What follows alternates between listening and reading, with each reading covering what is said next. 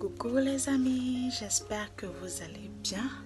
Moi, ça va. Aujourd'hui, je viens vous faire une story time.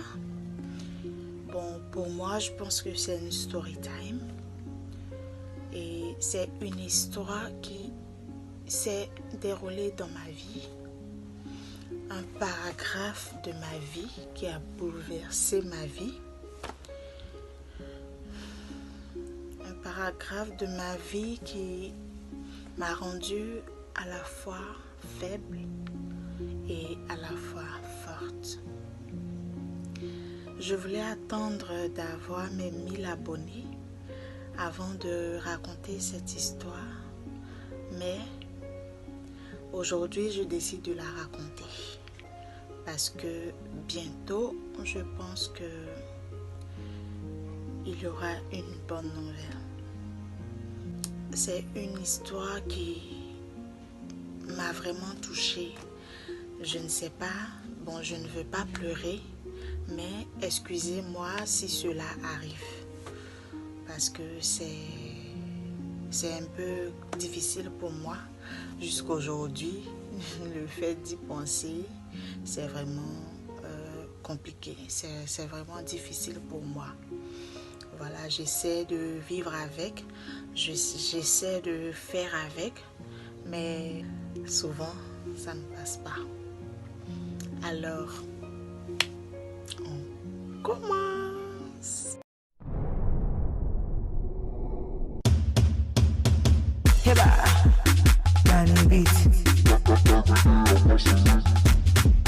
I've been hustling in the morning.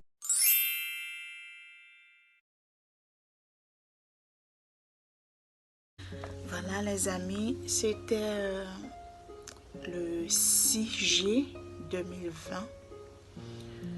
J'attendais un bébé. J'étais enceinte de 35 semaines.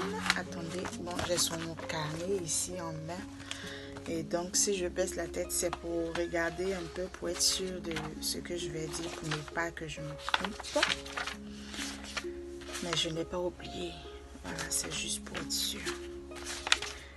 Voilà, j'étais enceinte de 35 semaines, plus 6 jours. Déjà la veille, je disais à ma mère qu'il fallait absolument que le lendemain, je voie mon gynéco. C'est comme cela que j'ai commencé. C'est comme cela que je parlais à ma mère. Donc le lendemain, tôt le matin, je me suis levée et je me suis apprêtée. Et ce jour-là, le 6 juillet 2020, j'avais beaucoup de courses à faire, peut-être 3 à 4 courses. C'est-à-dire, je devais aller à la banque, retirer un peu d'argent. Ensuite, aller à la CNPS. Bon, excusez-moi si j'ai dit le nom, je ne sais pas si je devais dire. Mais excusez-moi, à la CNPS. Voilà, c'est une maison pour les travailleurs ici en Côte d'Ivoire. Une maison qui aide un peu les travailleurs. Voilà. Bon, qui aide. Voilà, donc je devais passer là-bas.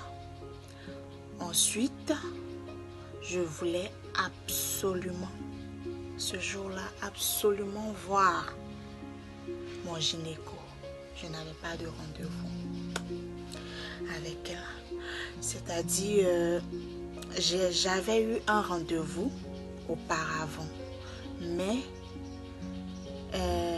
mon gynéco a déprogrammé. Elle n'a pas pu être là, donc elle a déprogrammé. Et j'attendais toujours qu'elle me reprogramme. Et elle ne m'avait pas encore reprogrammé. Mais ce jour-là, comme je me suis levée, je dis qu'il fallait absolument que je voie le gynéco. C'était un lundi. Il fallait que je parte me faire consulter par le gynéco. Parce que, pourquoi je stressais même? Parce que je devais faire une césarienne. Je devais faire la césarienne une semaine après. Voilà, après ce jour-là, une semaine après, juste une semaine après. C'est-à-dire, ce jour-là, c'était le lundi 6. Je devais faire la césarienne, je crois, le lundi suivant. Je ne sais pas si c'était le 12 ou le 13, entre le 12 ou le 13. Et quand je me suis levée, j'ai dit qu'il fallait absolument que je voie le gynéco pour me faire la consultation. Parce qu'après, je devais aussi aller prendre le rendez-vous au CHU pour la césarienne et tout. J'avais déjà vu le médecin qui devait me faire la césarienne. On avait bouclé. C'est-à-dire, à 6 mois de grossesse, j'avais tout bouclé. Et là, j'étais à mes 8 mois et demi. À 35 semaines, 6 jours.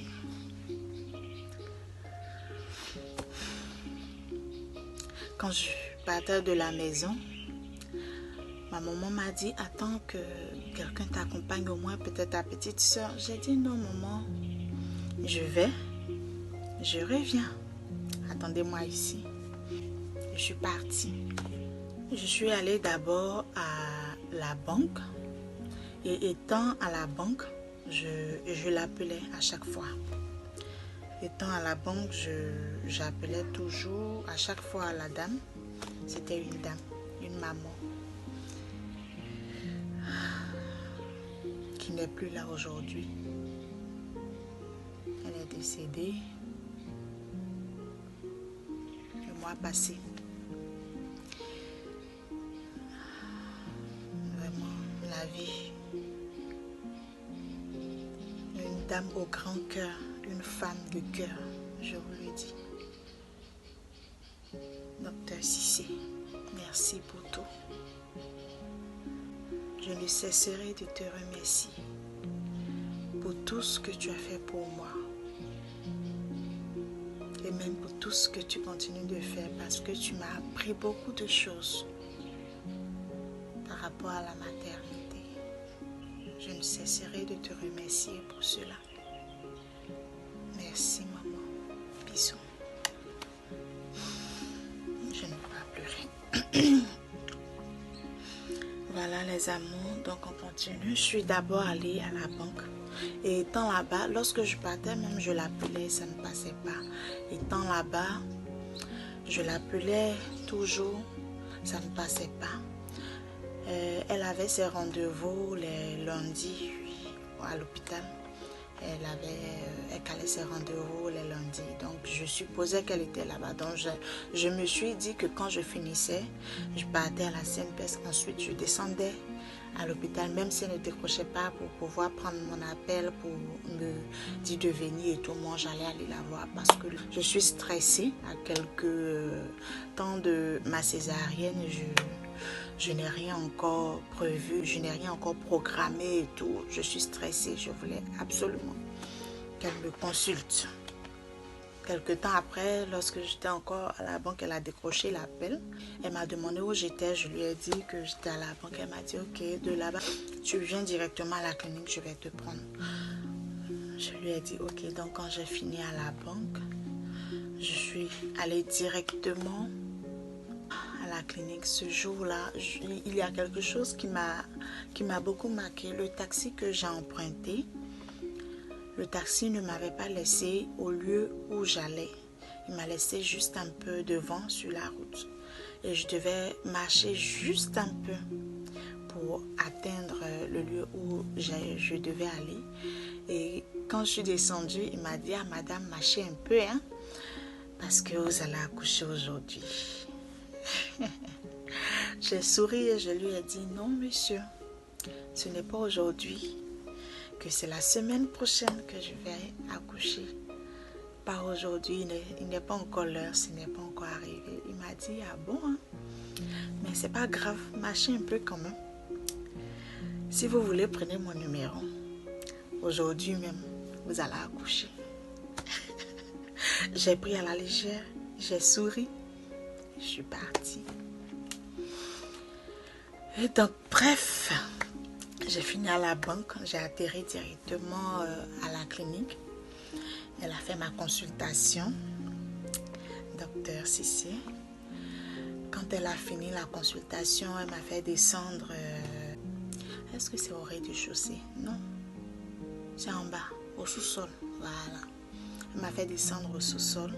C'est là-bas qu'on fait le CT, le CG, les différents examens pour la césarienne et tout.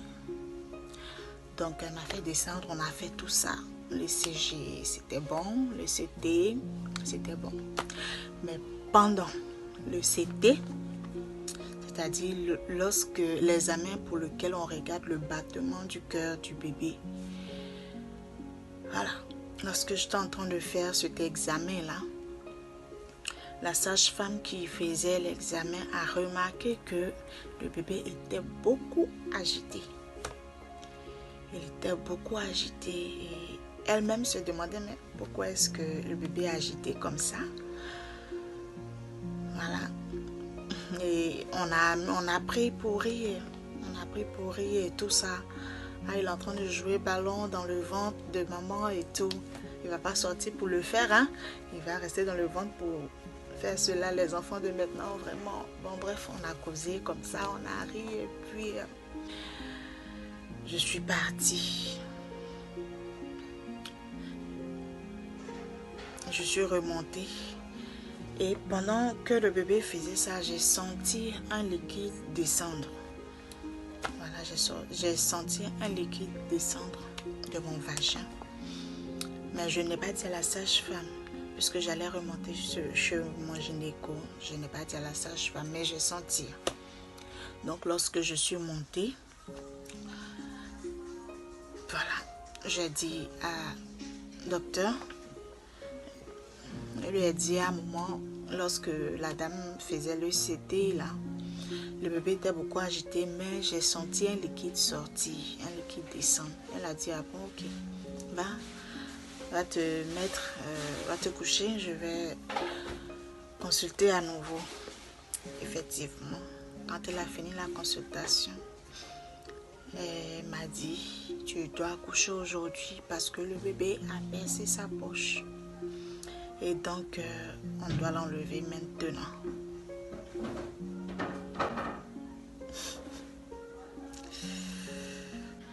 Quand j'ai entendu ça, j'ai dit, mais où est-ce que je suis? Les mots du monsieur du taximètre me revenaient. Et j'ai dit, mais il fallait que je prenne le numéro du monsieur parce que comment est-ce qu'il a deviné ça? Bon, j'avais peur, mais pas trop. Pour moi, bon, il a percé sa poche, on va l'enlever, c'est normal, voilà. Mais j'avais un peu peur parce que il était prématuré, il n'était pas encore à terme. Il était presque à terme, mais il n'était pas encore arrivé, voilà. C'était ça ma seule peur. Parce qu'elle m'a dit même que lorsqu'il allait sortir, on allait le mettre un peu sous couveuse et tout. Parce qu'il risque d'être un peu petit. Elle a fait le mot de transfert puisque je devais aller faire la césarienne au CHU. C'était déjà programmé depuis. Elle a écrit, j'ai tout gardé.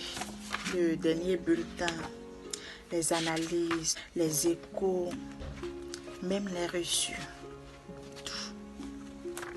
Elle a écrit césarienne pour fissuration des membranes sur grossesse de 35 semaines plus 6 jours. Et donc le médecin a fait le transfert. J'ai retrouvé mon mari à son bureau parce qu'il faut dire que mon mari travaille dans cette clinique-là où je faisais mes consultations. Moi-même, je travaillais là-bas aussi. Et je lui ai dit, voilà ce qui s'est passé à la consultation. Le bébé a percé sa poche. Du coup, le médecin demande à ce qu'on fasse la césarienne maintenant. Et comme c'était déjà programmé avec le docteur, nous allons taire le nom. Nous allons faire comme ça. J'ai appelé le médecin du CHU pour le transfert. Avant de partir, je l'ai appelé et il m'a dit que je pouvais venir, mais lui n'était pas là-bas. Il allait me confier à un autre médecin qui allait pouvoir faire ma césarienne. Et quand il a dit ça, j'ai dit ok, il n'y a pas de souci. Et donc, je me suis rendue directement au CHU. Arrivé là-bas, le médecin à qui on m'avait confié, il m'a très bien reçu. Il a fait la consultation. Il a refait encore un ECT. Je crois qu'il était midi. C'était à midi. Il a refait encore l'examen pour voir le battement du cœur de l'enfant, son poids et tout. Et là, il m'a dit que ça va, il supporte bien. Nous allons faire la césarienne tout à l'heure. Mais il est un peu petit. Quand il va naître, il faudrait le mettre sous une couveuse. J'ai dit ok, il n'y a pas de souci. Quand il a fini la consultation, j'ai appelé mon mari. Voilà, on doit le mettre sous couveuse et tout. Il a dit ok, il n'y a pas de souci. Quand il va naître, nous allons l'envoyer ici où je travaille pour le mettre sous couveuse. Comme ça, toi, tu pourras rester là-bas le temps de faire les 3 jours. Parce qu'après la césarienne, on fait 3 jours à l'hôpital avant de sortir. J'ai dit ok, on s'est entendu comme ça. Et puis, le médecin, il est venu me voir pour me dire qu'il descendait. Il partait, mais qu'un autre médecin allait prendre le relais. Donc, sa collègue est venue, la collègue du médecin. Il a fait la présentation, il m'a confié à la dame et il est parti. Quand il est parti, j'étais là, je patientais dans la salle d'accouchement et la dame est venue me voir. Elle me dit qu'il y a un souci de linge. Il y a un souci de linge, il n'y a pas de linge. Donc, pour le moment, vous allez patienter un instant et après, nous allons vous prendre. J'ai dit ok, je patientais, j'attendais et je crois à 16h ou bien 15h, voilà, ils sont venus lui dire que ça va, le linge est prêt. On peut commencer à faire les césariennes. Et c'est là que mon calvaire a commencé. La dame en question, le médecin à qui on m'a confié, j'avais l'impression qu'elle avait un souci avec qui j'avais programmé la césarienne depuis. Elle avait un souci avec ce dernier. Moi, je ne savais pas. Elle est venue vers moi. En tout cas, nous étions beaucoup. Elle a pris d'autres femmes. Pendant qu'elle les prenait, moi, elle me disait « Assieds-toi, patiente, que toi, ton cas n'est pas trop grave. Patiente un instant. On va prendre celle-là et puis après, on vous prend. » Je disais « Ok, il n'y a pas de souci. » Parce que pour moi, bon, il fallait que je patiente un instant pour qu'on me prenne. À 17h, de midi jusqu'à 17h, on ne m'avait pas encore pris. Et là, j'ai commencé à avoir peur parce qu'en ce moment-là, le bébé bougeait dans le ventre. Et quand il bouge, je sens du liquide qui sort. Et je dis à la dame, au médecin, elle me dit oui, c'est pas grave, patiente. Moi aussi, je suis assise, je patiente. Un médecin est en train de me dire, patiente, c'est pas grave. Je crois. Je n'ai jamais été face à un cas comme ça, un cas pareil. Donc, je ne savais pas que je jouais avec la vie de mon bébé. J'avais de l'argent. Je pouvais aller me faire cette césarienne ailleurs. Mais bon, j'étais assise. Je patientais. J'étais assise, je patientais. À 20h, j'ai tiqué. Parce que de midi jusqu'à 20h, pour moi, c'était un peu trop. Et donc, j'ai envoyé un message au médecin qui m'a transféré. Le le médecin avec qui j'avais programmé depuis la césarienne. Celui que j'ai appelé avant de venir, qui m'a dit qu'il n'était pas là, mais qu'il allait me confier à quelqu'un d'autre. C'est à lui j'ai envoyé un SMS pour lui dire que ils ne m'ont pas encore pris. Et là, directement, il a appelé le médecin qui était là. Quand il a fini de parler avec elle, elle est venue toute fâchée, toute gonflée. Elle est venue vers moi et elle me dit, Madame, ici vous n'avez pas droit à un téléphone. Et puis le message que vous avez envoyé, à qui de droit là? Ce n'est pas un bon message, c'est un mauvais message. Et donc, allez-y remettre votre sac et votre téléphone à quelqu'un de votre famille, quelqu'un qui est là avec vous. J'ai dit ok, donc je suis sortie. Je suis allée remettre le sac, c'est maman qui était là. Maman et ma petite soeur. Mon mari était encore au travail. Ou bien, je ne sais pas, il était déjà passé, mais j'étais en salle. Il n'a pas pu me voir. Je ne sais plus, quelque chose comme ça. Donc, je suis allée remettre mon sac et je suis revenue m'asseoir à 20h. Je n'avais plus de téléphone pour être en contact avec qui que ce soit. J'ai même dormi tellement que j'étais fatiguée.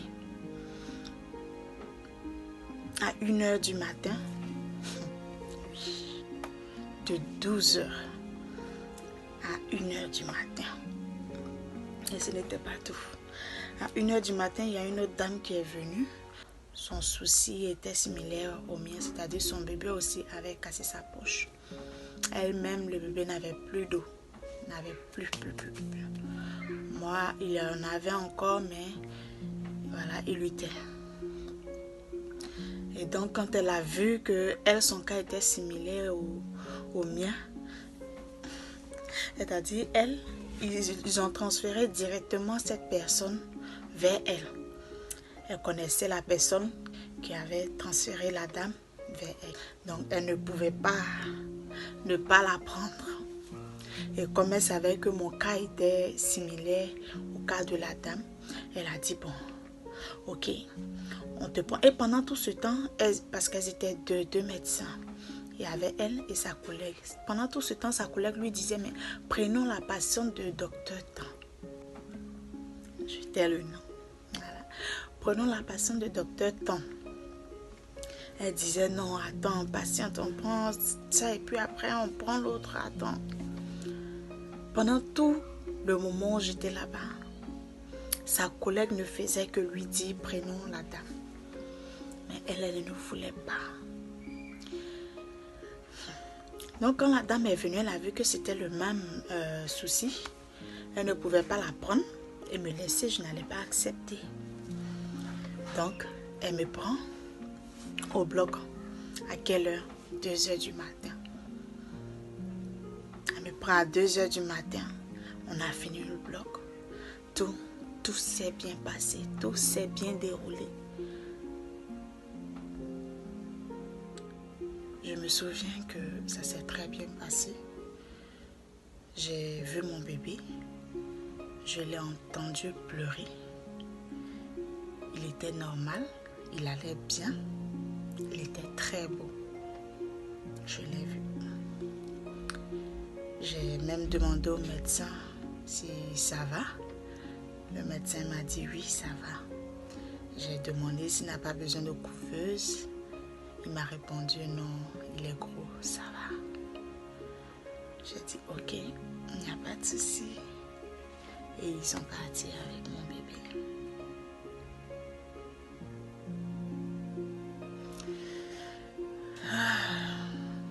Le son du savoir est resté gravé dans ma tête, dans ma mémoire.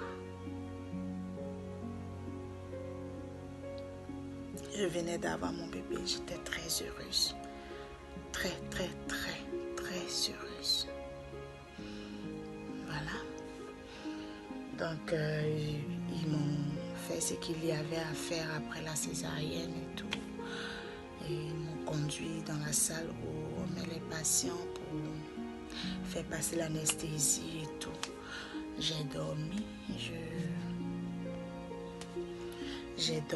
je me souviens que je me suis réveillée à 11 h le matin.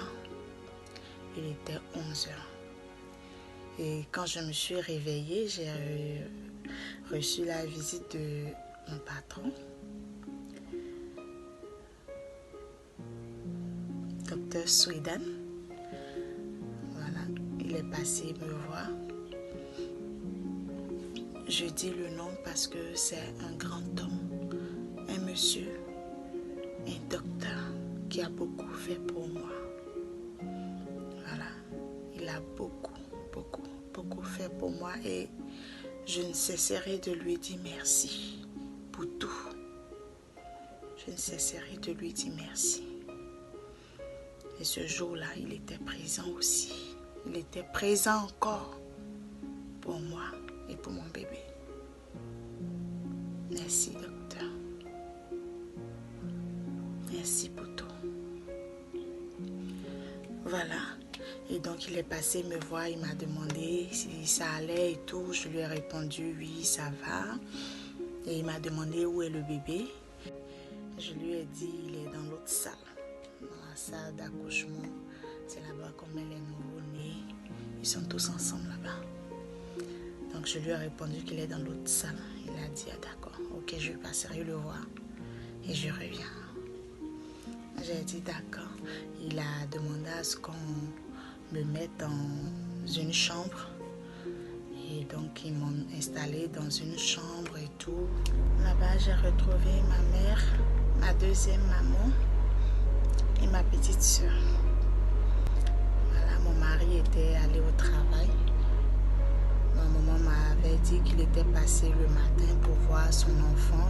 Il n'avait pas pu le voir parce que les sages-femmes ne l'ont pas laissé entrer dans la salle, puisqu'il y avait aussi d'autres dames en accouchement et tout. Donc il est parti et j'ai demandé à maman si l'enfant allait bien, si le bébé allait bien. Elle m'a répondu que oui, ça va, mais il a un max à oxygène. Quand j'ai entendu ça, mon cœur a commencé à battre très fort. J'ai dit non, mais pourquoi un max à oxygène?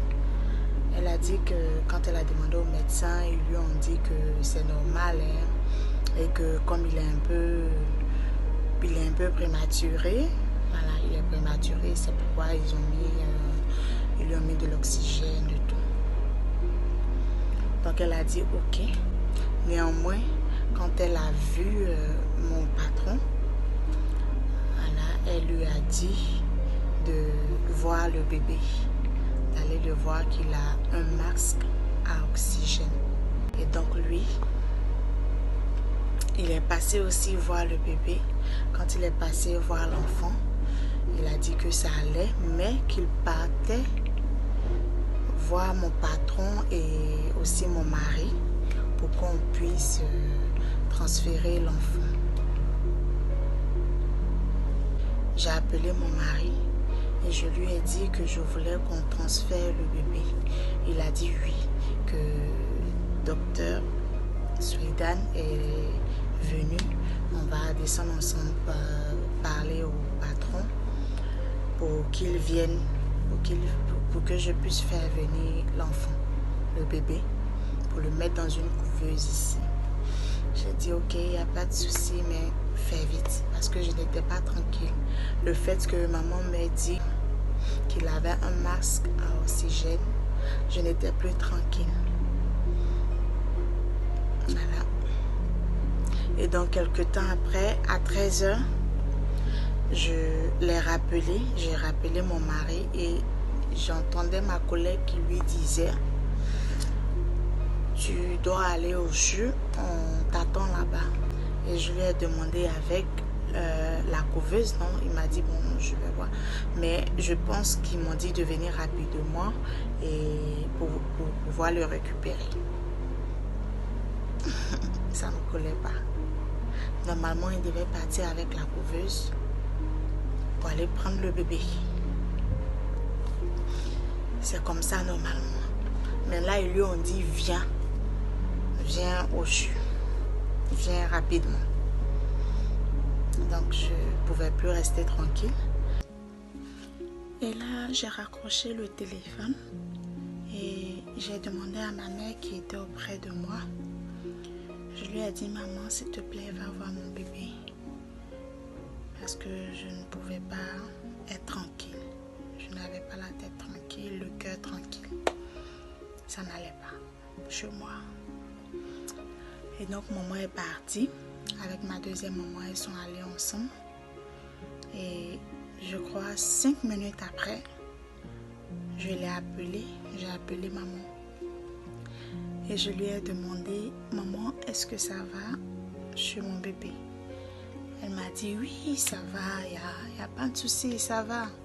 Que ton mari même est là, il vient d'arriver. Donc j'étais rassurée, j'ai dit, ah ok, il n'y a pas de souci, j'ai compris. Ok. Donc j'étais là, je patientais. Pour moi, mon mari était venu récupérer le bébé. Et maman allait peut-être partir avec lui ou bien venir me voir pour me rassurer et tout. Donc j'attendais. Et je vois maman rentrer avec ma deuxième maman et une sage-femme. Maman se met à ma gauche avec la sage et ma deuxième maman à ma droite. Je regarde le visage de ma mère. Sincèrement, je ne savais pas à quoi penser. Mais je les regardais. Je regardais les gestes qu'elles faisaient. Elles sont venues sur moi. Maman et la sage-femme à ma gauche et ma deuxième maman à ma droite. Et c'est la sage qui était devant maman. Et elle me dit en baoulé. Voilà, ma chérie, tu sais, en tout cas, n'est pas passé par 4 chemins.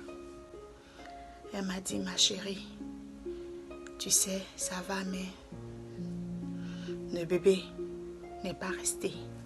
Yako. Ton bébé n'est pas resté.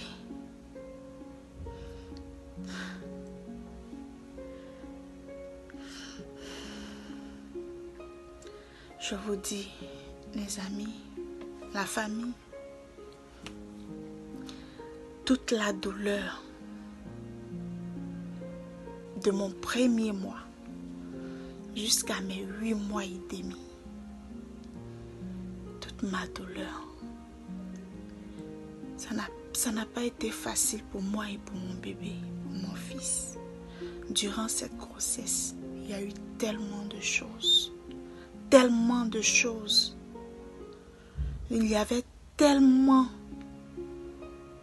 de complicité entre moi et mon bébé. Pour cela, je voulais mourir. Sur le champ, je ne savais pas quoi faire. J'ai commencé à pleurer, à me lamenter. Mon bébé, mon bébé. Maman pleurait avec moi. Ma deuxième maman aussi pleurait avec moi. Je ne savais pas quoi faire. C'est-à-dire, tout d'un coup, je ressentais tout le mal qu'on m'avait fait durant cette grossesse. Moralement, physiquement.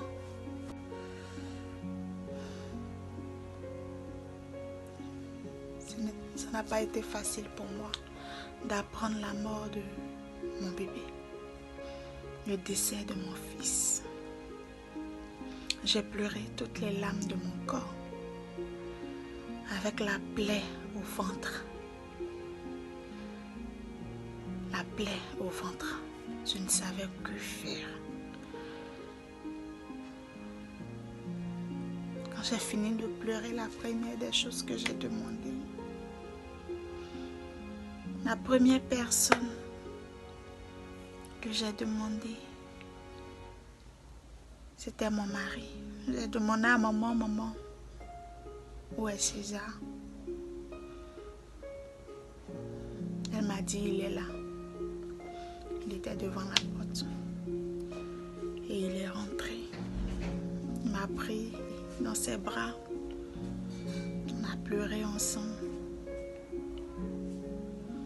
C'était vraiment douloureux, ce moment-là. Un moment douloureux de ma vie.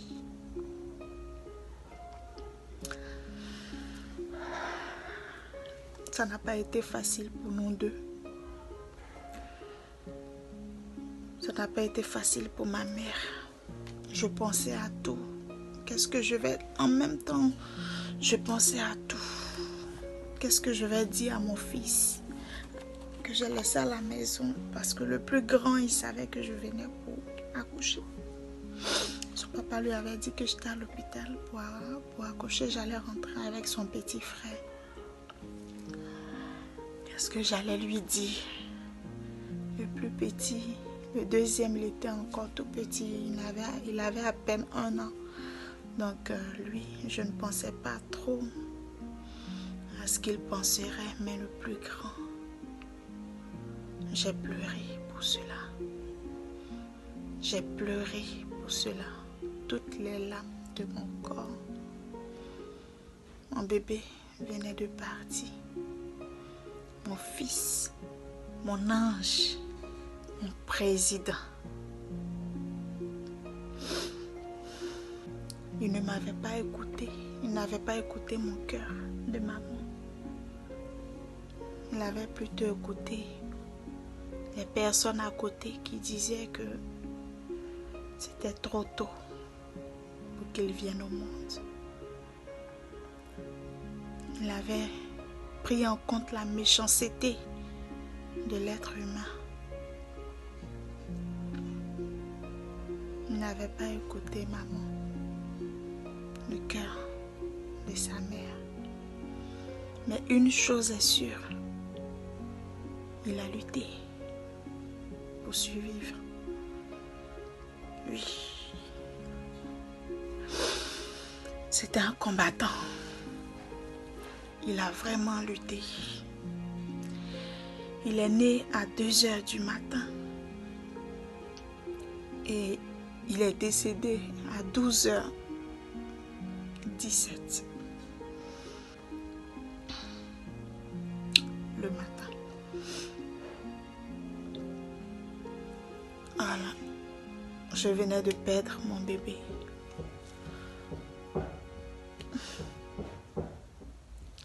Voilà les amis,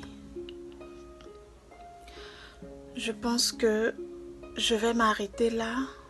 Voilà, je vais faire une deuxième partie. Et pour cette vidéo, je vais m'arrêter là. Parce que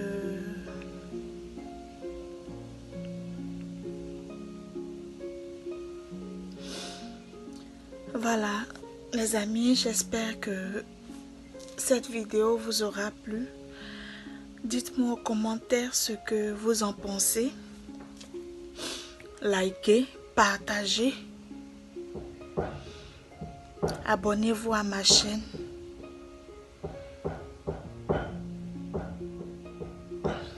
Et si un jour, les amis, si un jour, les mamans, mes soeurs, si un jour vous vous retrouvez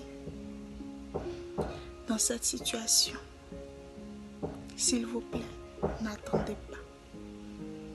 Peu importe que vous ayez les moyens ou pas, n'attendez pas.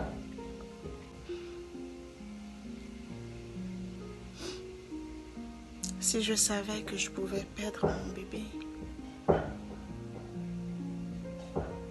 toute cette douleur que je ressens aujourd'hui, si je savais que ça allait être ainsi, je vous promets que je n'allais jamais attendre. Je n'allais jamais attendre. J'ai fait confiance à l'homme. J'ai eu confiance au médecin. Et jusqu'aujourd'hui, je pleure. Oui, je pleure. J'ai confiance en Dieu. et en vous. Merci. À bientôt et n'oubliez pas d'activer la cloche de notification pour qu'à chaque fois que je mets du contenu en ligne, vous soyez informés. Merci. À bientôt. Bisous. J'ai encore beaucoup de choses à vous dire. Je ne me suis pas arrêtée là. Alors, à bientôt.